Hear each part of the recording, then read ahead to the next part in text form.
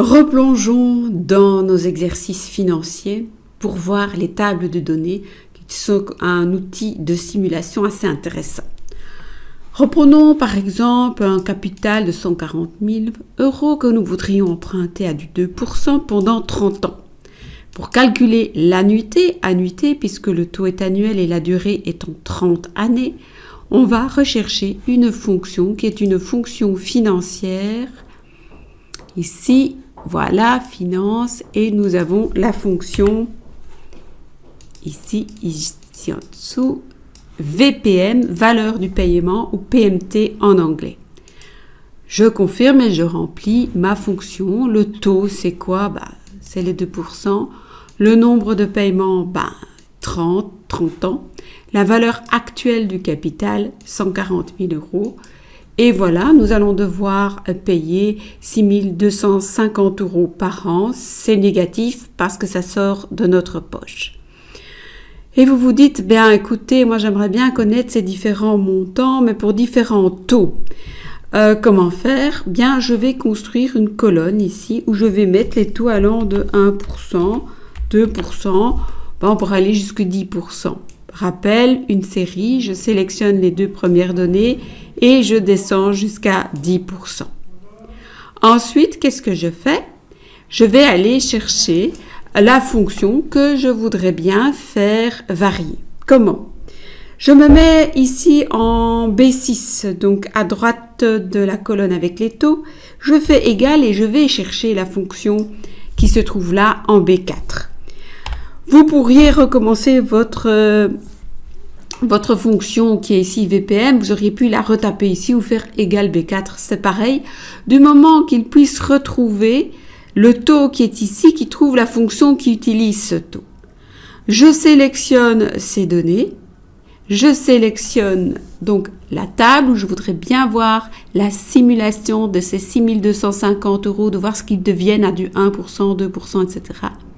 Je vais dans l'onglet données et je vais dans analyse de scénario ici à droite et je prends table de données. Et là, il me demande quelles sont les cellules d'entrée en ligne et les cellules d'entrée en colonne. Mais ici, je n'ai que des cellules d'entrée en colonne qui sont le taux. Donc, je clique ici en dessous et je lui dis que le taux qui a servi dans la formule se trouve ici en haut en B2. Je confirme et il me remplit toute ma table. Vous voyez qu'à du 2%, je retrouve bien mes 6 250. Si jamais le taux passe à du 9%, j'en serai à 13 627 €. Vous remarquez aussi que quand je clique sur une des cellules, apparaissent ici des accolades. Donc, je travaille bien avec des tables. On avait déjà vu ça avec les matrices. Ça veut dire qu'on travaille avec des tableaux dans Excel. Il ne connaît pas la notion de matrice. Mais donc, ici, si j'élimine par exemple une cellule, je n'y arrive pas. Si je veux effacer mon tableau, je suis obligée de tous les sélectionner d'un coup. On va évidemment pas l'effacer. Maintenant, je pourrais faire deux entrées, pourquoi pas.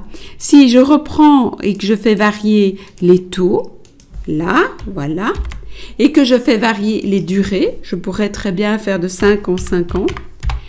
Je sélectionne donc les deux données et je tire vers la droite jusqu'à 30 ans.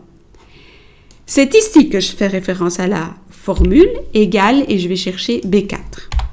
Je sélectionne mon tableau et je vais chercher de nouveau dans l'onglet données, analyse scénario, table de données et je lui dis que les données qui sont en ligne, c'est en fait la durée et celle qui a servi au calcul se trouve ici en haut en B3. Et ce qui se trouve en colonne, c'est toujours en B2, le taux qui a servi au calcul. Je confirme et je vois donc mes différentes valeurs. Donc, si je reprends 30 et 2%, je retombe sur les 6 250. Je vois que si j'emprunte pendant 10 ans à du 2%, je vais devoir payer 15 585. Donc, ceci permet quand même de voir, d'avoir une sorte de petit tableau de bord pour les variations de différents éléments qui sont le taux, la durée dans nos exemples. On aurait pu aussi faire varier le capital. Voilà, je vous donne rendez-vous dans notre prochain podcast qui va nous permettre de voir comment aussi faire des simulations à travers des scénarios.